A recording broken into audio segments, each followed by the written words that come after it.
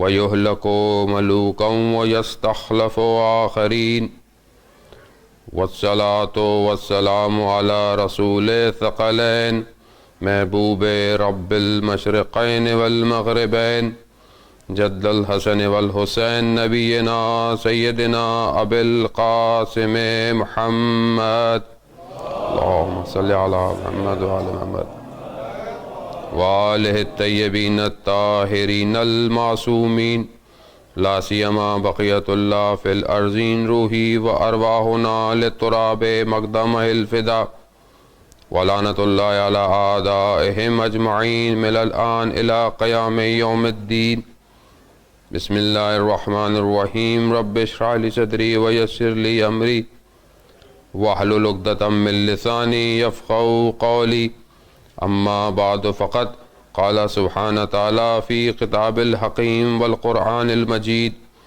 بسم الله الرحمن الرحيم ولا تحسبن الذين قتلوا في سبيل الله أمواتا بل أحياء عند ربهم يرزقون صلوات بھیجے محمد والے اللهم صل على محمد وآل محمد وعجل فرجهم پروردگار قرآن میں ارشاد فرماتا ہے کہ گمان نہ کرو جو اللہ کی راہ میں مارے گئے ہیں وہ مردہ ہیں بلکہ زندہ ہیں اور خدا کے نزدیک رزق پا رہے ہیں۔ کربلا زندوں کا راستہ ہے، کربلا قطعاً کسی مردہ سوچ کا راستہ نہیں۔ کربلا یا یوم حسین منحصر نہیں کسی تاریخی ایک مقام پر یا کسی تاریخی دن پر۔ امام نے وہ کام کیا کہ جو آنے والے ہر دور میں، ہر زمانے میں، ہر جگہ میں ایسا پیغام ہے کہ کبھی نہ وہ کہیں پرانا ہوتا ہے، نہ کہیں اس کے اندر حرارت ختم ہوتی ہے، نہ کوئی سننے والا اس کو ایسا لگتا ہے کہ وہ کوئی بات پرانی سن رہا ہے۔ آپ اپنے دل سے خود پوچھیں کہ ہر سال آپ کے دل میں ایک حرارت تازہ ہوتی ہے، آپ کو ایسا لگتا ہے کہ جیسے میں پہلی دفعہ امام حسین کا غم منا رہا ہوں۔ دنیا میں انسان ہے، انسان کی ہیبٹس ہیں، انسان کی عادت ہیں، انسان زندگی میں کچھ چیزوں کو اگر بار بار کرتا ہے تو اکتا جاتا ہے، تھک جاتا ہے، بیزار ہو جاتا ہے، ایک جیسا اسے لگتا ہے۔ مگر کبھی بھی آپ خود اپنے آپ سے پوچھیں، کبھی بھی آپ کو مجلس میں آنا بیزاری محسوس نہیں ہوتا، آپ کھچے چلے آتے ہیں، چاہے عزاداری کہیں پر بھی ہو رہی ہو، چاہے دنیا کے کسی بھی خطے میں ہو، آپ سب سے پہلے یہی سوچتے ہیں کہ محرم یہاں کیسے ہوتا ہے، محرم یہاں کیسے گزارا جاتا ہے۔ کیوں؟ کیونکہ آپ کا پورا وجود امام حسین سے وابستہ ہے۔ بھئی اسی لیے تو ہم زندہ قوم ہیں۔ زندہ قومیں کیوں ہیں؟ کیونکہ انہوں نے اپنے آپ کو زندوں کے ساتھ جوڑ کر رکھا ہوا ہے۔ وہ قومیں مردہ ہیں کہ جن کے پاس کوئی بھی زندہ نہیں ہے۔ بھئی آپ کے سامنے موجود ہیں، کون سا ممبر ہے؟ سارے ممبر دنیا کے تو سلانے والے کیپسول دے رہے ہیں، آپ جائیں درسوں میں سنیں، سلا رہے ہیں قوم کو، قومیں سو گئی ہیں۔ کیا ہو رہا ہے دنیا میں؟ بڑے بڑے آپ دیکھیں کہ مولوی حضرات، مفتی حضرات، اپنے معاشرے میں دیکھ لیں آپ، پاکستان ہندوستان میں ٹی وی میڈیا پر کیا مشکلات، کیا فساد، ناچ گانا، معاشرے کی برائیاں سب ہو رہی ہیں، مگر کسی کی زبان نہیں لڑکھڑاتی کہ یہ اس پر اعتراض کرے۔ کیسے اعتراض کرے گا؟ جس کا اول الامر وقت کا حاکم ہو، اسے کیا پتہ نجاست اور طہارت کیا ہوتی ہے؟ یا علی خوب یہ لطف ہے امام کا کہ امام نے کربلا میں ایسا کام کیا، ایسا اپنا خون دیا کہ قوموں کو کئی سال تک طہارت بخش دی۔ اب وہ کسی نجاست کو قریب نہیں آنے دیتے۔ یہ ذکر ایسا ہے کہ جب انسان اس ذکر کو کرتا ہے تو میں نے پہلے بھی آپ کی خدمت میں عرض کیا، یہ یونیورسٹی ہے، یہ ایسی یونیورسٹی ہے کہ ہر سال آپ کو ڈگری دے رہی ہے، آپ کو ہر سال سرٹیفیکیشن دے رہی ہے اور آپ کی معرفت میں اضافہ ہو رہا ہے۔ یعنی اب آپ، اور یہ دیکھیں یہ ہمیں خود ایگزامن کرنا چاہیے کہ میں پچھلے سال امام حسین کے بارے میں کیا سوچتا تھا، اب میں کیا سوچتا ہوں۔ جب ہم چھوٹے ہوا کرتے تھے تو یہ بات بڑی مشہور تھی، اور جو بزرگ بیٹھے ہیں اس بات کی تائید کریں گے کہ لوگ کہتے تھے کہ شیعہ کے بچے سے سوال مت کیا کرو۔ کیوں نہیں کیا کرو؟ کیونکہ بھائی اس کے پاس علم بڑا ہوتا ہے۔ کیوں علم ہوتا ہے؟ کیونکہ ان کے پاس ایک درسگاہ ہے، ان کے پاس ایک ایسی یونیورسٹی ہے کہ یہ ہر سال علم میں اضافہ کرتی چلی جاتی ہے۔ اس کو خیبر بھی پتا ہے، اسے خندق بھی پتا ہے، اسے بدر بھی پتا ہے، اسے شب ہجرت بھی پتا ہے، یعنی کون سا تاریخی دن، روز، مقام، غزوہ، جنگ نہ ہو اور اس شیعہ کے بچے کو نہ پتا ہو۔ وجہ کربلا کربلا کربلا کربلا کربلا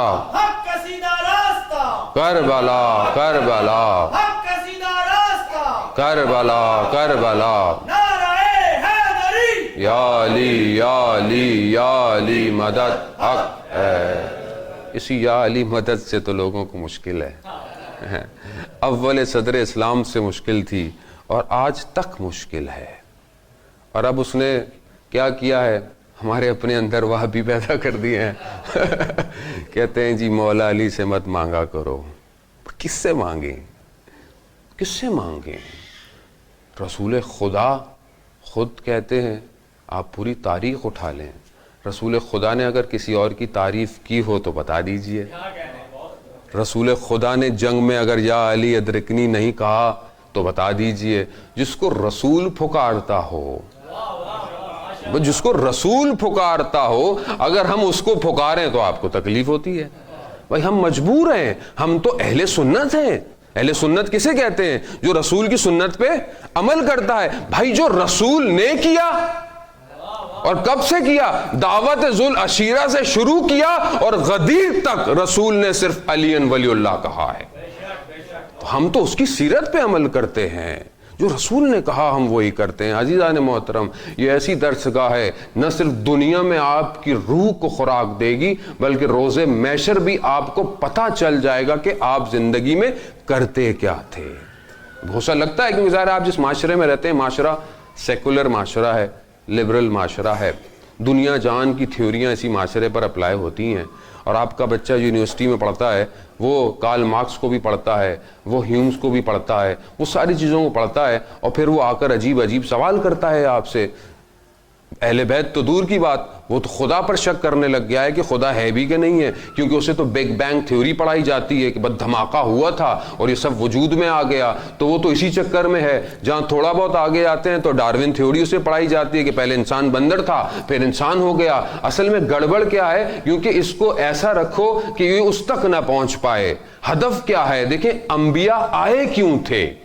انبیاء کیوں آئے تھے؟ انبیاء سارے اس لیے آئے کہ انہوں نے کہا کہ لا الہ الا اللہ، بس صرف خدا کے کوئی معبود نہیں ہے۔ لیکن ظاہر ہے جس معاشرے میں بچہ رہتا ہے وہ اسی میں پروان چڑھتا ہے، اس کی سوچیں یہی ہیں، تو یہ اس کے ذہن میں یہ بھی سوال آتا ہے کہ پتہ نہیں میرے ماں باپ یا علی کرتے رہتے ہیں، یہ صحیح ہے بھی کہ نہیں ہے۔ اور پھر ماشاءاللہ کچھ ممبر بھی ایسے ہو گئے ہیں وہ اور کنفیوز کر دیتے ہیں، تو وہ اور ہو جاتا ہے۔ تو بات یہ ہے کہ اس لیے کہتے ہیں کہ آپ کا فرض بنتا ہے کہ آپ اچھے اسکالر، اچھے عالم، یہ آپ کی ذمہ داری ہے کہ اس کو لائیں اور صحیح مکتب کو جو ہے، جو کہ قرآن کا مکتب ہو، اس کو بیان کریں۔ بھئی کوئی عالم آ کر یہ نہ کہے کہ یہ جو میں پڑھ رہا ہوں یہ کسی کتاب میں نہیں ہے، نہیں تو پھر وہ عالم نہیں ہے۔ بھائی کتاب کا حوالہ دے۔ بھئی میں نے تو کتابیں نہیں لکھی ہیں، نہ میری اتنی عمر ہے کہ میں کوئی کتاب لکھ سکتا ہوں۔ جنہوں نے اتنی زحمتیں کی تاریخ کے اندر کہ معصومین کے جو زبان سے نکلا سینہ در سینہ ہم تک پہنچایا ہے، اور آج ایک طبقہ کہتا ہے کہ یہ مجتہد کیا کر رہے ہیں، یہ مجتہد کون ہوتے ہیں؟ مجھے آپ بتائیں، حسین منی انا من الحسین آپ کے میرے دادا نے سنا تھا امام سے؟ کس نے سنا تھا رسول سے؟ کون ہے یہ بتائے گا؟ من کنتو مولا فہذا علی مولا، کس نے بتایا ہے مجھے؟ بھائی تاریخ کی کتابیں آپ اٹھا کر دیکھیں، اگر یہ احادیث کی کتابیں جو کہ ہمارے پاس کتاب اربع ہیں، بحر الانوار ہے، اگر یہ نہ ہو تو ہمارے پاس کون سی سند ہے ان چیزوں کی؟ یعنی زحمت کی ہے شیخ کلینی نے، سینہ بسینہ گاؤں گاؤں جا کر احادیث کو جمع کیا ہے۔ تو آج ہم بڑے آرام سے کہہ دیتے ہیں کہ علماء کرام اور مجتہد کرام کو کیا پتہ عزاداری کیا ہوتی ہے، ماتم کیا ہوتا ہے۔ نہیں عزیزان محترم، ایسا نہیں ہے۔ دشمن کو سب سے بڑی خطرناک اور خطرہ ہے ہی اسی سے کہ ان کا مکتب بڑا کنفائنڈ مکتب ہے، بڑا ریفائن مکتب ہے، ان کے پاس لیولز ہیں، ان کے پاس ہیرارکی ہے، ان کے پاس ہر چیز ایک سسٹم کے ذریعے سے آتی ہے۔ وہ اس لیے پریشان ہے کہ ابھی تک ان کی احادیثوں میں تحریف کیوں نہیں ہو پائی ہے، ابھی تک ان کا مکتب ہل کیوں نہیں پا رہا ہے۔ ویسا کا ویسے ہی ہے، جتنا ان کو مارو یہ اتنا حسینی ہوتے چلے جاتے ہیں، جتنا ان کو مایوس کرو اتنا یہ یا مہدی یا درکنی کہتے چلے جاتے ہیں۔ یعنی ہم جتنا ان کے اوپر دائرہ تنگ کرتے ہیں یہ اتنے پرواز کرنا شروع کر دیتے ہیں۔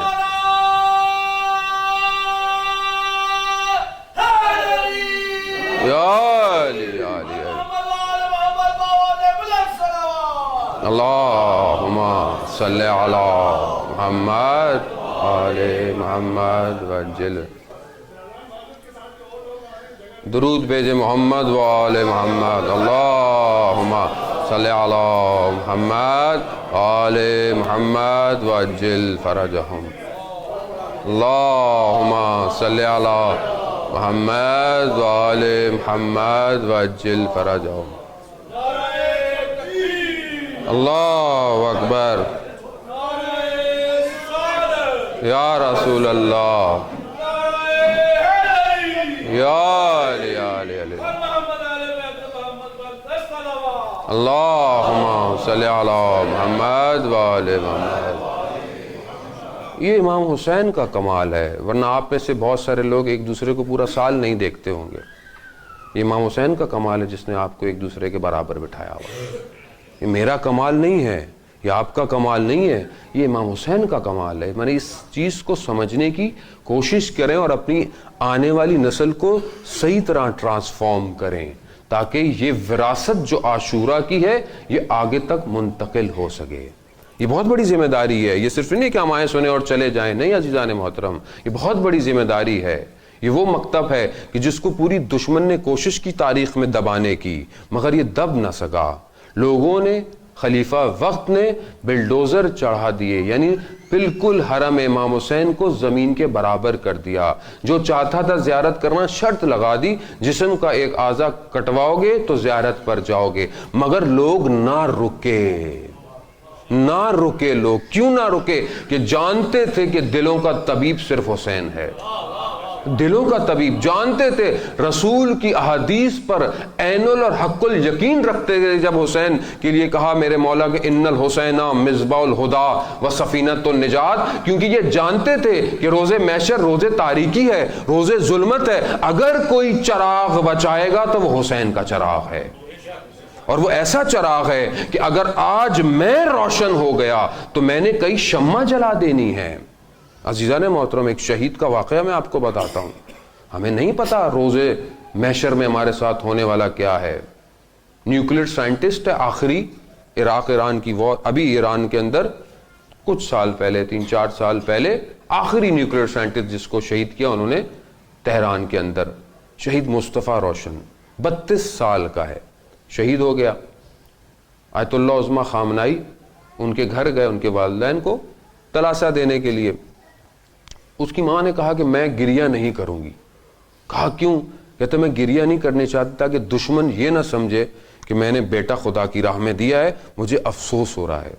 تو رہبر نے کہا نہیں، گریہ کریں، یہ فطرت ہے گریہ کرنا، گریہ کو نہ روکیں۔ پھر انہوں نے کہا کہ آپ کے بیٹے کے اندر 2 کوالٹیز تھیں، خاص طور پہ جوانوں کے لیے۔ کہا پہلی کوالٹیز تو یہ تھی کہ وہ اپنے پروفیشن میں بہت ٹاپ کا اسٹوڈنٹ تھا، یعنی نیوکلیئر سائنٹسٹ ٹاپ کا تھا، جس کی وجہ سے دشمن نے اسے شہید کر، دشمن مجبور ہو گیا۔ لیکن جو دوسری کوالٹی تھی وہ اس کے اوپر حاوی تھی، اس کی پہلی کوالٹی، یعنی وہ اوور کم کر رہی تھی۔ وہ کیا کوالٹی تھی؟ وہ کہتے ہیں کہ آپ کا بیٹا شب کی تنہائی میں بہت بڑا عابد تھا، 32 سال کا جوان۔ اول تو یہ کہ جو رات کو کوئی عبادت کرتا ہے تو کیا کسی کو فون کر کے بتاتا ہے میں رات کو عبادت کر رہا ہوں؟ تو یہاں آپ عرفان دیکھیں آیت اللہ خامنائی کا، کہ کوئی جوان عبادت کر رہا ہے اور اس کو پتہ چل رہا ہے۔ ہاں عزیزان محترم، ہمیں اصل میں کیا ہو گیا کہ بڑی بڑی ہستیاں جو ہیں، امام خامنائی اور امام خمینی، یہ ہمیں کیا بتایا گیا ہے؟ صرف امریکہ مرد آباد، باقی کیا تھا یہ ہمیں نہیں بتایا گیا۔ یہ بڑا ظلم ہوا ہے ان شخصیت کے ساتھ، کیونکہ مجھے نہیں پتا تھا، تو مجھے جو پتا تھا میں نے وہی آپ کو آ کے بتایا، میں نے زحمت نہیں کی ان کے بارے میں۔ آیت اللہ خامنائی، جو ہم کو بعض اوقات انسان کہتے ہیں کوئی مسئلہ نہیں ہے، اگر کوئی کسی کو نہیں مانتا تو اس میں کوئی بری بات تو نہیں ہے، ہم تو اس کے قائل ہیں کہ جو ولایت علی ابن ابی طالب کو بھی نہیں مانتا، ہم کہتے ہیں کوئی بات نہیں، آنے دو۔ تو اگر کوئی ولایت فقیہ کو نہیں مانتا تو اس میں بری تو کوئی بات نہیں ہے، خوب نظریہ ہے۔ بھائی دو بھائی ہیں گھر میں، بہت سی چیزیں نہیں مانتے تو نہیں مانتے، اس میں ناراض ہونے والی کیا بات ہے؟ ہمارے بہت سارے دوست احباب اتنے سخت ہو جاتے ہیں، نہیں جی وہ دیکھیں ولایت فقیہ کے نظریے کو نہیں مانتا ہم اسے، یہ کیسی بات کر رہے ہیں آپ؟ مگر خود کبھی ولی فقیہ نے یہ کہا ہے کہ اس کو اس طرح بولو؟ یعنی فارسی میں ایک مثال ہے کہ کاسے داغتر آساس، یعنی جو برتن ہے وہ اندر کھانے سے زیادہ گرم ہوتا ہے، تو بعض اوقات ماننے والے جو ہیں وہ اس سے زیادہ گرم ہوتے ہیں۔ بھائی کس نے کہا ہے؟ اصل ولایت علی ابن ابی طالب کا کمال یہ ہے کہ چاہے تمہارا دشمن ہی کیوں نہ اس کو اپنے اندر جذب کر لو۔ بھائی کمال یہ ہے، تو دوست ہے آپ کا، مومن ہے، عزادار ہے، آپ کہتے ہیں خدا نخواستہ نجس ہے۔ کیا ہو گیا ہے؟ میں جب سے آیا ہوں یہاں پہ مجھے پتہ نہیں کیا کیا سننے کو ملتا ہے یہاں پہ، اور قطعاً ایسا نہیں ہے، یہ دشمن چاہتا یہی تھا، ہم اور سائڈ پر ہو گئے۔ آیت اللہ خامنائی، آیت اللہ حسن زادہ عاملی جو کہ بہت بڑے عارف ہیں، کہ علیل ہیں، کہ انشاءاللہ آپ کی صلوات ان کی صحت و کاملہ کے لیے منصر ہو۔ اللہم صلی علی محمد وآل محمد وعجل فرجہم۔ وہ کہتے ہیں، ان کی کتاب میں ہمارے استاد بتاتے ہیں کہ بعد میں وہ جمع ہو گئی، ان کے کشفیات لکھے ہوتے عرفان کے۔ میں اب آپ دیکھیں علماء نے کتنی زحمت، یہ علماء ہیں کون؟ آج میں تھوڑا سا وقت اس پہ گزاروں گا تاکہ پتہ چلے کہ ہمارا مکتب کتنا رچ مکتب ہے۔ آیت اللہ حسن زادہ عاملی کہتے ہیں کہ میں نے کشف کیا جب عرفان کے منازل پہ، تو جس آسمان پر میں گیا میں نے اپنے سے پہلے سید علی خامنائی کو پایا ہے۔ یعنی ایسی شخصیت ہے عزیزان محترم، رات کو ایک جوان عبادت کرتا ہے اور اس کو پتہ چل جاتا ہے۔ اگر بات یہاں تک ہوتی تو چلیں بات تھی کہ ایک عبادت کرتا ہے پتہ چل جاتا ہے، نہیں، انہوں نے آگے کہا کہ روز قیامت روز ظلمت ہے، روز تاریکی اندھیرا۔ میں آپ کو بتانا چاہ رہا ہوں کہ جو سید الشہداء کے راستے پر چلتا ہے وہ خود کیسی شمع بن جاتا ہے۔ کہتے ہیں اس اندھیرے دن میں، کہ نہیں پتا وہ کتنا بڑا دن ہوگا، اس کا ایک دن کتنے ہزار سالوں کے برابر ہوگا، کتنا سفر ہوگا کسی کو نہیں پتا۔ اس اندھیرے دن میں جہاں سورج نہیں ہے وہاں پر کچھ لوگ ایسے ہوں گے کہ جن کے بدن سے نور نکلے گا، اور اس نور کی روشنی میں بہت سارے لوگ رستہ طے کریں گے۔ کہا آپ کا بیٹا ان میں سے ایک ہے۔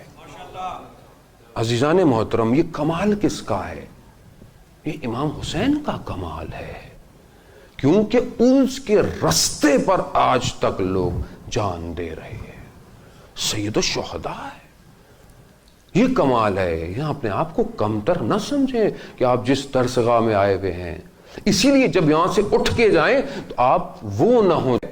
خدا قرآن میں کیا کہتا ہے؟ لیسا کمثلہ، میری تو کوئی مثال ہی نہیں ہے۔ اور اگر جسم ہو، جو بچے فزکس پڑھتے ہیں وہ میری بات کی تائید کریں گے، اگر جسم ہو یعنی باڈی ہو، میٹر ہو، تو اس کو کیا چاہیے؟ اسپیس، اور جس چیز کو اسپیس چاہیے تو وہ کیا ہو جاتی ہے؟ لمیٹڈ ہو جاتی ہے۔ اب جو چیز لمیٹڈ ہو جاتی ہے وہ خدا کیسے ہو سکتا ہے؟ واضح، یہ توحید ہے دوسروں کی توحید یہ ہے، سب سے زیادہ اسٹرانگ توحید ہمارے پاس ہے۔ کیوں؟ کیونکہ ہمارا مکتب وہی مکتب ہے جو رسول کا مکتب ہے، جو رسول نے دیا۔ اسی لیے حدیث ہے، اول محمد، اوسط محمد، آخرون محمد۔ ہمارا اول بھی محمد ہے، ہمارا درمیان والا بھی محمد ہے، ہمارا آخری بھی محمد ہے۔ یعنی کسی امام نے کوئی ایسی بات نہیں کی جو پچھلے امام کے بعد سے تضاد کرتی ہو۔ مگر اس مکتب کے علماء کو کیا ہو گیا ہے کہ دو تین اگر ایک چھت کے نیچے بیٹھیں تو آپس میں اختلاف ہے۔ ہدف تو ایک ہی ہے، یا تو آپ بولیں ہدف کوئی اور ہے، تو اس کا مطلب ہے کہ ہم صحیح طرح اپنے مکتب کو نہیں سمجھا۔ عزیزان محترم، میاں میں آپ کو یہاں بتانا چلوں، بات تو اپنی برائی کی ہے، مگر کیا کریں، بدنام نہیں ہوں گے تو نام نہیں ہوگا، نام تو ہوگا۔ بات یہ ہے کہ ہم خود اپنی تربیت نہیں کر پاتے، اور پھر جب معاشرے میں آتے ہیں تو جو ٹوٹی پھوٹی تربیت ہوتی ہے اس سے معاشرے کی تربیت کی کوشش کرتے ہیں، جبکہ حدیث کیا ہے کہ تم سب سے پہلے نصیحت کرنے سے پہلے اپنے آپ کو نصیحت کرو، اپنے آپ کو واعظ دو۔ تم خود رات کو شب کی تنہائی میں کتنا اٹھتے ہو، تم خود اپنے پروردگار سے کتنی مناجات کرتے ہو جو لوگوں کو کہتے ہو کہ مناجات کرو۔ تو جب تک میں یعنی اگر آپ کے اپنے بچے ہیں اور آپ کہتے ہیں بیٹا نماز پڑھو، تو آپ خود کتنی نماز پڑھتے ہیں اور آپ خود کتنا اول نماز پڑھتے ہیں؟ ہمارے یہاں تو یہ ہوتا ہے پاکستان ہندوستان میں، آپ نماز پڑھے ہو بچہ آ جائے تو ارے ہٹے ہٹائیں بچے کو، نماز پڑھ رہے ہیں ابا، بھاگو یہاں سے بھاگو۔ وہ ایسا بھاگتا ہے ساری زندگی مسجد نہیں آتا۔ یہ تو طریقہ ہے ہمارا، یہ تربیت ہی نہیں ہے۔ حدیث ہے، ظہر کا وقت تھا، مدینہ ہے، صدر اسلام ہے، رسول خدا نماز پڑھا رہے ہیں، ایک خاتون اپنا بچہ لے کر آئی ہے، چھوٹا سا بچہ ہے، دھوپ کی روشنی پڑتی ہے، بچہ بلبلانا شروع کر دیتا ہے، چیخ پکارنا شروع کر دیتا ہے، آواز رسول خدا کے کان تک پہنچتی ہے، رسول خدا نماز کو آدھی کر دیتے ہیں، وہ رسول ہے، شریعت کا حافظ ہے، کچھ بھی کر سکتے ہیں۔ ابھی بہت سے رول بولیں گے اللہ استغفر اللہ توبہ توبہ توبہ، رسول نے نماز توڑ دی۔ یہ تو ہمارا حال ہے، جس سے دین لیا ہے اسی پہ اعتراض کرتے ہیں۔ صلوات بھیجے محمد والے محمد، اللہم صلی علی محمد والے محمد۔ نہیں عزیزان محترم، بچوں کو آنے دیں، بچہ سجدے گاہ لے کے بھاگ جائے گا، بھاگنے دیں۔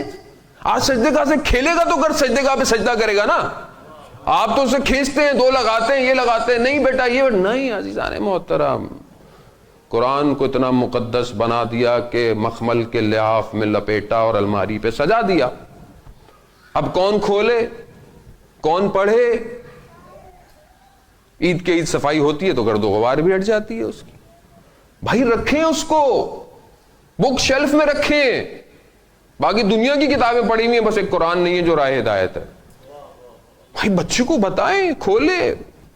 قرآن کو دیکھنا عبادت ہے، قرآن کا سننا عبادت ہے، قرآن کا پڑھنا عبادت ہے۔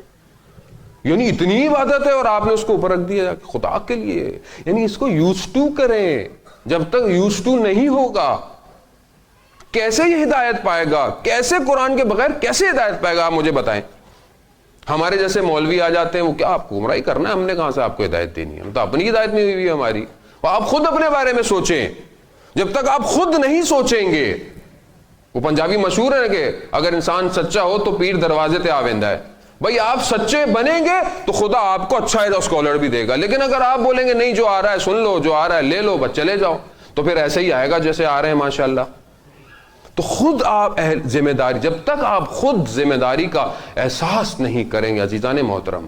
کل میں نے کہا کہ اس قرآن میں ارشاد ہوتا ہے کہ بسم اللہ الرحمن الرحیم، یا ایھا الذین آمنوا استعینوا بالصبر والصلاۃ ان اللہ مع الصابرین، کہ نماز اور صبر سے مدد مانگو، کمک لو، پروردگار صبر کرنے والوں کے ساتھ ہے۔ کل ہم نے نماز پہ گفتگو، کربلا راہ ہدایت ہے، ہدایت کا راستہ ہے۔ تو جو چیزیں اس راستے میں ہمیں ملی ہیں، پہلی نماز ہے، نماز ہے۔ آپ دیکھیں امام حسین علیہ السلام پورے سفر میں جہاں دیکھا نماز کے لیے پڑاؤ ڈلتا ہے، کاروان رکتا ہے نماز کے لیے۔ روزے مہلت مانگی گئی شب عاشورہ، تو یا نماز کے لیے یا قرآن کے لیے۔ روزے عاشورہ بھی اگر مانگا گیا وقت تو نماز کے لیے۔ نماز ہم نے بہت آسان لی ہے، بہرحال کل جتنی گفتگو کر سکتا تھا میں کروں گا۔ صبر، آپ دیکھیں کہ سب سے زیادہ صبر کربلا میں نظر آتا ہے۔ کربلا ایسا صبر دیتی ہے کہ انسان کو اپنا بھی کوئی اگر فوت ہوا ہو نا، اس پہ بھی صبر کر جاتا ہے۔ یہ کربلا کا کمال ہے۔ ایک بہت بڑے عالم کے گھر عید غدیر کا جشن تھا، لوگ آئے ہوئے تھے، اچانک سے گھر والوں نے اطلاع دی کہ آپ کے فرزند کا انتقال ہو گیا ہے۔ تو انہوں نے کہا ٹھیک ہے، خاموش رہے۔ جب جشن ختم ہو گیا تو پھر کچھ اپنے قریبوں کہا کہ رک جائے، بچے کی تدفین کرنی ہے۔ کہا کہ آپ نے پہلے کیوں نہیں بتایا؟ کہا کیونکہ اہل بیت کی خوشی مقدم تھی میرے غم پر، اور اتنا بڑا جشن تھا کہ میں اس کو غم میں نہیں بدل سکتا تھا۔ ہاں عزیزان محترم، یہ کمال ہے، یہ صبر ہے، یہ کس نے دیا؟ صدر اسلام، شروع اسلام کی بات ہے. ایک شخص آیا مدینہ میں، ان کا ایک ہی بچہ تھا. بچہ وہ مسافرت پر تھا، تجارت کے لیے گیا تھا، ایک ہی بچہ تھا، اس کا انتقال ہو گیا. جب گھر آیا تو زوجہ نے بتایا نہیں. اس نے پوچھا بچہ کیسا ہے؟ کہا الحمدللہ. آیا، کھانا کھلایا، سو گیا. جب صبح اٹھا اور مسجد نبوی جانے لگا نماز پڑھنے کے لیے تو کہا اس کی زوجہ نے مجھے ایک آپ سے بات کرنی ہے. کہتے اگر کوئی امانت دے اور پھر کچھ دنوں بعد اگر وہ مانگ لے تو کیا ہمیں دے دینی چاہیے یا روک لینی چاہیے؟ کہا نہیں، دے دینی چاہیے. تو کہا خدا نے جو 3 سال پہلے امانت دی تھی وہ رات کو واپس لے لی ہے. صبر. اسلام صبر سکھاتا ہے عزیزان محترم. ہم اپنی لائف میں دیکھیں، پریکٹیکل. میں بہت چھوٹے، میں بہت بڑا عالم نہیں ہوں، میں بہت سمپل سی بات جو مجھے آتی ہے میں وہی آپ کو بتاؤں. ہم اس کو اپنی زندگی میں عمل کریں. صبر کہاں ہے ہماری زندگی میں؟ وہ گئے رسول خدا کے پاس گئے، اس نے رسول خدا کو واقعہ بتایا. رسول خدا نے بہت جو ہے وہ اس خاتون کے لیے دعا کی کہ جو اتنی بڑی صابرہ خاتون ہے، اور پھر رسول خدا کی دعا سے ان کو پروردگار نے دوبارہ اولاد عطا کی اور وہ پھر امام علی علیہ السلام کی رقاب میں شہید ہو گیا. یعنی ایسی دعا تھی. تو بات صبر ہے. آیت اللہ ملا حسین کلی ہمدانی کہ جن کے 300 ولی شاگرد تھے، اسٹوڈنٹ نہیں، یونیورسٹی کے اسٹوڈنٹ یا حوزے کے اسٹوڈنٹ نہیں، نا، ولی. 300 ولی بنائے ہیں ملا حسین کلی ہمدانی نے نجف میں. 300 ولی. ان میں سے ایک آیت اللہ جواد ملکی تبریزی ہیں جو امام خمینی کے بھی استاد تھے. وہ کہتے ہیں کہ میں نجف میں حرم امام علی میں بیٹھا ہوا تھا، میں بہت کوشش کر رہا تھا کہ کچھ علم میں اضافہ ہو، کچھ میں تھک جاتا. میں نے دیکھا کہ ایک پرندہ آیا، اس نے سوکھی جو روٹی ہے نا اس کو توڑنے کی کوشش کی اپنی چونچ سے، نہیں ٹوٹی. پھر گیا، پھر آیا. کہتا میں اس کو دیکھتا رہا. اس نے یہ عمل کئی دفعہ دہرایا تو پھر ایک ٹکڑا ٹوٹا اور پھر پرواز لے کر چلا گیا. تو میں نے وہاں سے یہ ایکسٹریکٹ کیا کہ اس راستے میں مجھے صبر کرنا ہے، اور ایسا صبر کیا کہ 300 ولی معاشرے کو دیے. 300 ولی معاشرے کو دیے، کہ جن میں سے ایک شاگرد احمد کربلائی ہے اور ان کے شاگرد آیت اللہ قاضی طباطبائی کے جن کا میں نے کل آپ کو بیان کیا. آیت اللہ قاضی طباطبائی علم کا پہاڑ ہے، توحید کا پہاڑ ہے. آخری عمر میں ان کا بیٹا کہتا ہے کہ سینہ سیاہ ہو گیا تھا، عطش عطش عطش، یعنی پیاس پیاس، لیکن پانی پیتے تھے، پیاس نہیں بجھتی تھی. لقاء اللہ جب ہوا تو پیاس بجھ گئی. یعنی علماؤں نے زحمت کی ہے، ہم بڑے آرام سے علماؤں پر انگلی اٹھا دیتے، یہ کر دیتے. تو کون ہے مجھے بتائیں دین کو؟ اس نے کہا کہ میں پلک جھپکتے وہ تخت لے آؤں گا.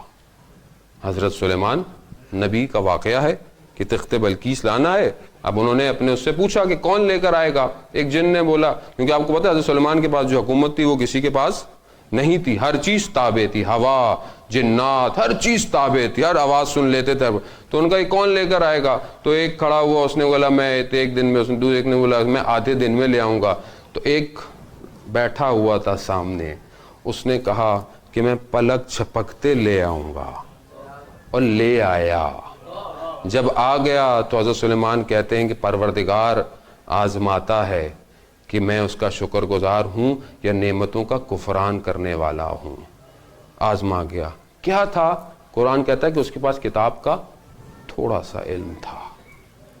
میرا چھٹا امام کہتا ہے اللہم صلی علی محمد وآل محمد. مولا ارشاد فرماتے ہیں اس آیت کی ذیل میں کہ وہ جو اس کے پاس علم تھا، ہم دریا ہیں اس علم کا، اس کے پاس قطرہ تھا علم کا. اب آپ سوچیں کہ اس مکتب کے شاگردوں کے پاس کیا ہوگا. آئیں تاریخ میں چلے تو میں آپ کو تھوڑے جھروکے دیتا چلوں علماؤں کے. جابر ابن جوفی کوفہ میں رہتا ہے، چھٹے امام کا زمانہ ہے. راوی کہتا ہے کہ میں نے جابر سے کہا میرا بڑا دل چاہ رہا ہے امام کی زیارت کروں. ہے کوفہ میں، امام مدینہ میں، فاصلہ اب آپ خود دیکھ لیں کتنا ہے. تو جابر نے بولا آؤ شہر سے باہر چلتے ہیں. کہتا ہے چند قدم کوفہ سے باہر نکلا تو جابر نے کہا اپنی آنکھوں کو بند کرو، ہاتھ کو میرے ہاتھ پہ رکھو. تو جیسے ہی دوبارہ آنکھ کھولی تو کوچہ بنی ہاشم میں تھا. کوچہ بنی ہاشم میں تھا. تو جابر نے بولا جاؤ زیارت کر لو جا کے اندر. تو کہتا میرے ذہن میں خیال آیا کہ کہیں یہ خواب نہ ہو. تو ابھی میں یہ سوچ رہا تھا تو جابر نے مجھے ایک پتھر اور ایک کیل بھی دے دیا, دروازے میں لگا لو, اگلے سال حج پر آنا تو تمہیں یقین ہو جائے گا کہ تم خواب میں نہیں آئے تھے. کہتا میں گیا, میں نے مولا کی زیارت کی تو میں نے دیکھا جابر امام سے تنہائی میں سرگوشیوں میں باتیں کر رہا ہے, جیسے کوئی ایک عاشق اپنے معشوق سے باتیں کرتا ہے. یعنی تربیت ہے. عزیزان محترم, یہ کہانی نہیں ہے, یہ قرآن, پھر یہ اہل بیت. خوب بات یہاں پہ ختم نہیں ہوتی ہے. آیت اللہ رے شہری جو کہ بہت بڑے اسکالر ہیں قوم کے اندر, آیت اللہ خامنائی کے حج کے جو نمائندے بھی ہوتے ہیں, وہ اپنی کتاب میں لکھتے ہیں کہ ایک عالم نجف میں پڑھتا تھا, اس کے والد زیارت پر آئے ایران سے, تو وہ اپنے والد کو لے کر کربلا گیا. اب جب کربلا زیارت پہنچا, امام کے حرم میں گیا, تو اچانک سے اس عالم کو خیال آیا کہ وہ 40 دن کا مسجد سہلا کا, یعنی 40 ہفتوں کا مسجد سہلا کا چلہ کر رہا تھا. یعنی 40 ہفتے جو مسجد سہلا میں جاتا ہے تو کہیں نہ کہیں اسے امام سے اس کا رابطہ, تو وہ 40 ہفتوں کا چلہ کر رہا تھا. اب اسے ایک دم خیال آیا کہ اگر میں ابھی نہیں گیا تو مجھے دوبارہ یہ ریپیٹیشن کرنی پڑ جائے گی. کہتا میں ابھی یہ سوچ رہا تھا, حرم امام حسین میں میری نگاہ آیت اللہ بہجت پر پڑی. میں جیسے ہی ان کے پاس گیا, انہوں نے بولا کیا وجہ ہے, کیا مسئلہ ہے؟ تو میں نے ان کو کہا کہ قبلہ یہ مسئلہ ہے. تو کہتے ہیں جاؤ اپنے والد کو, جا مہمان سرا ہوٹل ہے وہاں چھوڑ کر آؤ, پھر میرے پاس آؤ. وہ چھوڑ کر آیا, باہر نکلے, تھوڑا سا باہر گئے کربلا سے, تو چند قدم چلے تو دیکھا کوفہ کے اندر تھے. کوفہ کے اندر, کہانیاں نہیں ہیں عزیزان محترم, یہ حقیقت ہے. میں مستند کتابوں سے پڑھا ہوں, میری عادت نہیں ہے سنی سنائی باتوں پہ عمل کرنے کی, مستند کتابیں ہیں. کہتا چند قدم چلے تو کوفہ میں تھے. کہا آیت اللہ بہجت نے کہا جائیے نماز پڑھیے جو آپ نے کرنا ہے. جب پڑھ لی تو کہا قبلہ مجھے اب واپس بھی تو جانا ہے, والد صاحب وہیں پر ہیں. کہا پھر چند قدم کرے, واپس آ گئے. آیت اللہ عظمہ بہجت جانتے ہوں گے آپ, چند سال پہلے ان کا انتقال ہوا ہے. عرفا میں بہت بڑے فقی عالم تھے, اتنی گمنام شخصیت تھی کہ آج تک پتہ نہیں چل پایا کہ کیا کیا تھا ان کے پاس. جب کوئی آ جاتا تھا کچھ مانگنے کے لیے تو کیا کہتے تھے, کہتے تھے کہ بس واجبات ادا کرو. کہتے تھے نا عرفان کی کوئی تعلیم تھے, کہتے تھے حلال کو چھوڑ دو, حرام کو چھوڑ دو اور حلال پر عمل کرو, بس یہی سب سے بڑا عرفان ہے. آج آپ اپنی زندگی میں دیکھ لیں, ہمارے لیے یہی مشکل ہو گیا ہے, یہ مشکل ہو گیا ہمارے لیے. تو یہ علماء ہیں, یہ علماء ہیں, یہ علماء ابھی بھی موجود ہیں, ایسا نہیں ہے. اور ہم بڑے آرام سے ان علماءوں پر جنہوں نے اتنی زحمتیں کی اور اسلام کو آج ہمارے پاس, ہم ان پر اعتراض کرتے ہیں. عزیزان محترم, ہم یہ خود اعتراض نہیں کر رہے, یہ کروایا جا رہا ہے. یہ بریک کرنا چاہتے ہیں اس نیوکلس کو. کیوں؟ کیونکہ آپ جڑے ہوئے ہیں مکتب میں. میں انشاءاللہ وقت ملے گا تو پھر تھیوری پر عرض کروں گا کہ اصل ایکچول تھیوری کیا ہے کہ جس کی وجہ سے ساری مشکلات ادا ہو رہی ہیں. صبر, علماؤں نے بہت صبر کیا ہے پورے طول تاریخ کے اندر, اور یہ ہمارے ذہنوں میں جو بھی مشکلات ہیں ذہنی ہیں, ان کو حل کیجئے, ان کو پکنے نہ دیں ان مسائل کو, یہ آپ کو کہیں اور لے جائیں گے. حل کیجئے, سولو کریں, بات کریں, اسکالر مل جائے اس سے ملیں, بات کریں. آن لائن اتنے پلیٹ فارمز ہیں, اور چیک کریں, ری چیک کریں. تو بہت ذمہ داری ہے آپ کے اوپر اسلام کی. اسلام آپ کا اپنا, اپنے شوق کا, آپ کے ماں باپ کا مذہب نہیں ہے. اسلام خدا کا مذہب ہے, خدا نے اسلام کو بھیجا ہے. اگر ہم نے صحیح طرح اس پر عمل نہیں کیا تو پھر روز محشر بھی ہمیں جواب دینا ہے اور دنیا میں بھی جواب دینا ہے. خدا ہماری زندگیوں میں, خدا کہاں ہے؟ درود پڑھ کر تھوڑے سے اور آگے آ جائیے. اللہم صلی علی محمد وعلی محمد, اللہم صلی علی محمد وعلی. ہماری تو پوری کوشش ہے ایسی مجلس پڑھیں کہ لوگ کم آیا کریں, مگر لوگ دن بدن بڑھتے چلے جا رہے ہیں. ہم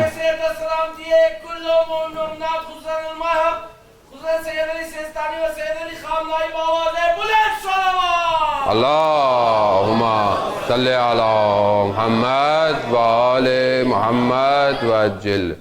دیکھیں بات یہ ہے کہ ہم جو اہل بیت کے راستے کو اپنایا. بھائی اہل بیت کا راستہ کون سا راستہ؟ میں نے پہلے بھی عرض کیا, یہ وہی راستہ ہے جس کو قرآن صراط مستقیم کہتا ہے. یہ کوئی ایسا راستہ نہیں ہے کہ جس کو کریٹ کیا گیا ہے, یہ وہی راستہ ہے جو قرآن بتا رہا ہے. اب قرآن جو بتائے گا اہل بیت نے وہی کیا. میں نے پہلے بھی عرض کیا, امام حسین کا کام عین قرآن ہے, عین قرآن امام حسین علیہ الصلوۃ والسلام نے کام کیا. تو کوئی نیا کام نہیں ہے کہ آپ بولیں کہ تشیع کوئی اور چیز ہے, قرآن کوئی اور ہے, اسلام کوئی اور ہے. نہیں, یہ ہم کمزور ہیں کہ لوگوں کو ڈیفائن نہیں کر پا رہے, ورنہ عین قرآن ہے.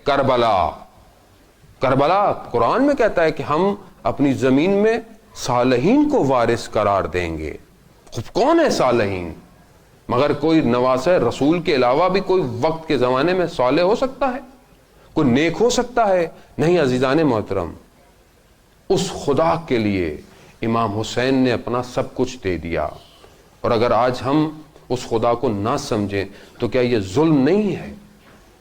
آپ دیکھیں نا, پوری کائنات امام حسین کو دیکھ رہی ہے, اور امام حسین کربلا میں کس کو دیکھ رہے ہیں؟ کس کو دیکھ رہے ہیں امام حسین؟ مگر مقتل کے جملوں میں ثانی زہرا کے جملے آپ کے ذہنوں میں نہیں گونجتے؟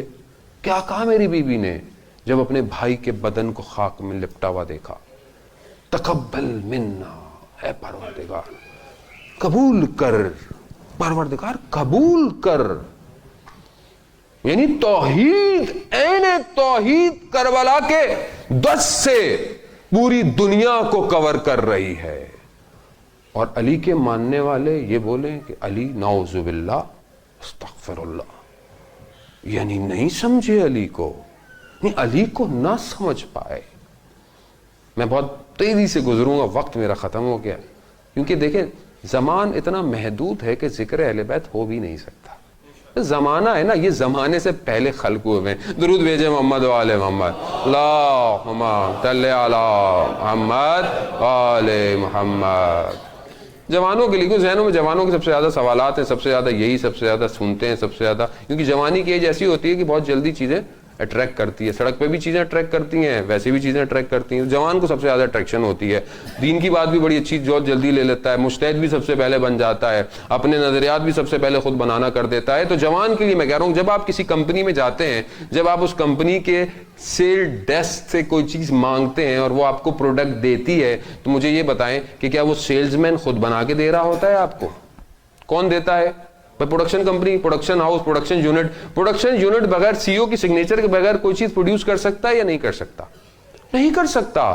یعنی کہیں پر بھی آپ کا سیل ڈیسک سے کچھ لینا یہ منافی, یہ اختلاف نہیں کرتا کہ اس کمپنی کا سی او نہیں ہے. بھائی اگر میں اب علی سے مانگ رہا ہوں تو کہیں پر یہ بات اختلاف نہیں کرتی کہ خدا نخواستہ وجود نہیں رکھتا. بھائی سمجھنے کی کوشش کریں. اور کہیں میں یہ نہیں کہہ رہا کہ جو علی دے رہا ہے وہ اپنے گھر سے دے رہا ہے, نہیں عزیزان محترم, بے اذن اللہ, اللہ کی اجازت سے دے رہا ہے. بھائی علی خود کہہ رہا ہے, اللہم انی اسألکا یوم لا ینفع, اے پروردگار میں تجھ سے سوال کرتا ہوں اس دن کا جس دن کوئی چیز نفع نہیں دے گی. خود علی کہہ رہے ہیں. کس دن کا میرے مولا, کس دن کی بات کرتے ہیں؟ تو مولا کہتے ہیں کہ وہ دن جس دن نہ ماں بہن, کسی کا بین, کسی کا رونا تمہیں بچا پائے گا. میں اس دن صرف قلب سلیم کام آئے گا. میرا مولا کہہ رہا ہے. اصل میں میں نے پہلے بھی کہا, نہج البلاغہ سب سے اچھی کتاب ہے, کوئی نہیں پڑھتا, کوئی نہیں پڑھتا, میں بھی نہیں پڑھتا. تو سچی بات ہے, سب سے بڑی کتاب ہے قرآن کے بعد ہمارے پاس. صحیفہ سجادیہ, دعاؤں کا مجموعہ. کتنی دعائیں پڑھتے ہیں ہم لوگ, کتنی دعائیں پڑھتے ہیں؟ مگر اس میں کیا Saturday Sunday Monday Tuesday Wednesday کی دعا نہیں ہے؟ کس نے پڑھی آج سنڈے کی دعا؟ تو پھر کس مکتب کو مانتے ہیں ہم لوگ؟ وہ تو بولے کہ نہیں مانتے. اگر بولتے مانتے ہیں تو پھر صحیح طرح مانیں, کیونکہ ہم صحیح طرح نہیں مان رہے. وہ جو انتظار کر رہا ہے اس کو دیر ہو رہی ہے. عزیزان محترم, وہ دیر ہو رہی ہے. بس میں آپ کی زحمتوں کو تمام کروں گا. ہم بہرحال واقعہ میں سوچ رہا تھا کہ نہ بتاؤں آپ کو. ابھی میں مارچ میں کربلا گیا زیارت پہ, اپنی فیملی کے ساتھ. بڑا لطف ہے امام حسین کا, ہر دفعہ کوئی تحفہ دیتے ہیں, عجیب لطف ہے. امتحان نہ ہو تو پتہ نہیں چلتا نا انسان کتنے کیٹیگری میں ہے, کتنے مارکس ہیں. فجر کا وقت تھا, میرے بردر ان لا بھی آئے ہوئے تھے پاکستان سے, تو میرا بیٹا ضد کر کے رات کو ان کے ساتھ حرم چلا گیا. کہہ رہا بابا آپ لوگ رات کو جاتے ہیں میں بھی جاؤں گا. جیکٹ پہنی, سردیوں کا موسم تھا, کیپ مفلر پہنی, چلا گیا. میں نے ان کو کہا کہ یہ تھک جائے گا, چھوٹا ہے ابھی 7-8 سال کا ہے, آپ ایک حرم سے اس کو چھوڑ جائیے گا رات کو. خلاصہ میں کمرے میں سو گیا ہوٹل میں. فجر میں میری آنکھ کھلی تو دیکھا کہ نوک ہو رہا ہے روم. دروازہ کھولا تو میرے بردر ان لا کے ہاتھ میں میرے بیٹے کی جوتیاں ہیں, بیٹا نہیں ہے. پوچھ رہے کہ کہاں ہے, مردان کہاں ہے؟ میں نے کہا آپ کے ساتھ گیا تھا. کہا حرم میں 1 گھنٹے سے ڈھونڈ رہا ہوں, مجھے نہیں مل رہا. میں نے کہا حرم میں ہوگا, کہاں جائے گا؟ خیر وہ واپس دوڑے. وقت فجر کا ہو گیا تھا. میں نے کہا خدا کو تو سجدہ کر لو, بچہ تو مل ہی جائے گا, پہلے خدا کو تو سجدے کر لو. بس وہ سجدہ کیا. وہ ایک سجدہ جسے تو گراں سمجھتا ہے 1000 سجدوں سے دیتا ہے آدمی کو نجات. وہ ایک سجدہ. میں اٹھا, میں حضرت عباس کے حرم میں گیا, نہیں ملا. وہ جو جہاں پہ اعلان کرنا ہے وہ سب بند پڑے ہوئے تھے. صبح کا وقت تھا. میں خدام سے عربی فارسی آتی تھی صحبت, اس نے بولا آپ یہاں جائیں وہاں جائیں. میں نے ڈھونڈا, مجھے بچہ نہیں ملا. پھر میں باہر نکلا تو میرا بردر ان لا مجھے ٹکرایا, کہتے مجھے بھی نہیں ملا. وہ بیچارہ بین الحرمین 7-8 چکر کاٹ کے اس کے پاؤں میں درد ہو گیا, بچہ نہیں ملا. میں دوبارہ کاروان میں گیا, رئیس کو اٹھایا, عربی دوستوں کو اٹھایا, آ کے دیکھا, ڈھونڈتے رہے. حرم کا چپا چپا, ایسی جگہ جہاں میں کبھی زیارت پہ نہیں گیا تھا, میں نے ان مقام پر جا کر اپنے بیٹے کو ڈھونڈا, مگر بچہ نہیں ملا. میں زری کے سامنے گیا, میں نے کہا یا حسین, یہ تو میں جانتا ہوں کہ بچہ کہیں پر بھی ہے, آپ جانتے ہیں. میں نے کہا یہ تو میرا ایمان ہے, ایسا ہو ہی نہیں سکتا کہ آپ کو نہ پتا ہو, لیکن یقیناً مجھے نہیں پتا بچہ کہاں ہے. عزیزان محترم, میں اسی چکروں میں ایک جو سب سے بڑا دروازہ ہے زری جہاں سے کھلتی ہوئی نظر آتی ہے, اچانک اس کے سامنے آیا تو ایک ہوا کا جھونکا آیا اور ایسا لگا کہ پیغام دیا. اور پیغام کیا تھا کہ ابھی تمہارے بچے کو کھوئے ہوئے کتنے گھنٹے ہوئے ہیں, اور تم یہ جانتے بھی ہو کہ تمہارا بچہ ہمارے پاس ہے, مگر تم حرم کے کس کونوں میں ڈھونڈ رہے ہو اسے.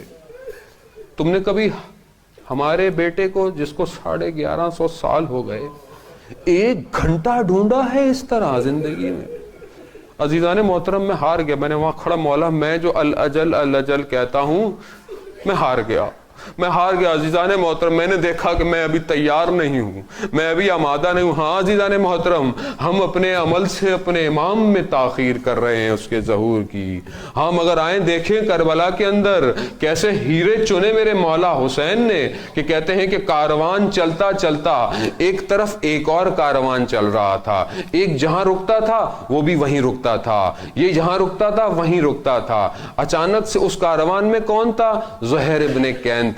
وہ بڑا اپنے آپ کو بچاتا ہوا جا رہا تھا, جانتا تھا کہ یہ کاروان حسین کا ہے. ایک جگہ جب خیمے لگے تو کھانا کھانے بیٹھا ہے, اچانک سے نوالا اٹھایا تو جیسے لگے کوئی قاصد آیا ہے. کہا کس کا قاصد آیا ہے؟ کہا حسین کا قاصد آیا ہے. یہ کہنا تھا تو زہیر نے اپنی زوجہ سے کہا وہی ہوا مجھے جس کا ڈر تھا, حسین نے بلایا ہے اور میں کیا جواب دوں گا. اس کی زوجہ نے بولا تو کیا ہوا, حسین نے بلایا ہے, جاؤ امام بلا رہے ہیں, مولا بلا رہے ہیں. اٹھا زہیر, چلا امام کے پاس, واپس آیا. علماء بیان کرتے ہیں کہ زہیر نے چند قدم حسین کے قاصد کے قدموں پہ قدم رکھے اور اس نے اپنی زندگی بدل دی. حسین آیا, اس نے کہا اپنے گھر والوں کو, میں بیوی کو بولا میں تمہیں آزاد کرتا ہوں, غلاموں کو بولا آزاد کرتا ہوں. جس نے بولا جانا جاؤ, میں حسین کے ساتھ جا رہا ہوں.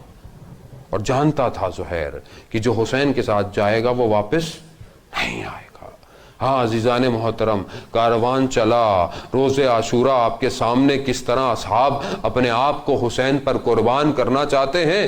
روز عاشورہ آیا اور زہیر نے اپنی قربانی کو امام کی خدمت میں پیش کر دیا۔ ہاں عزیزان محترم، میں بہت وقت ہو گیا، زیادہ وقت نہیں لوں گا، اگر رونا ہے تو بس چند جملے آپ سے کہوں گا، وہ یہ کہ زہیر کی بیوی نے اپنے غلام کو روز عاشورہ بھیجا کربلا، ایک کفن دے کر، کہا کہ یہ کفن جا کر اپنے آقا کو پہناؤ، میں تمہیں آزاد کر دوں گی۔ اب یہ کوفہ کے گھر میں انتظار کر رہی ہے کہ کب غلام آئے اور مجھے یہ خبر سنائے۔ ہاں اس نے دیکھا کہ کوئی دھول اٹھ رہی ہے، کوئی گھوڑا سوار آ رہا ہے۔ اب جو دیکھا کہ غلام واپس آیا اور کفن اس کے ہاتھ میں ہے، کہا اے غلام مگر تو نے اپنے مولا کو کفن نہیں دیا؟ کہتا ہے نہیں، میں کفن لے کر کربلا کے مقتل میں گیا تھا، مگر میں نے وہاں جا کر دیکھا ارے کفن تو میرے پاس ایک ہے اور یہاں سارے لاشیں بے گور و کفن خاک میں لپٹے ہوئے، ارے میں کس کس کو کفن پہنا تھا۔ الا لعنت اللہ علی القوم الظالمین وسیعلم الذین ظلموا ای منقلب۔ پروردگار ہماری اس قلیل سی عبادت کو اپنی بارگاہ میں قبول اور مقبول فرما۔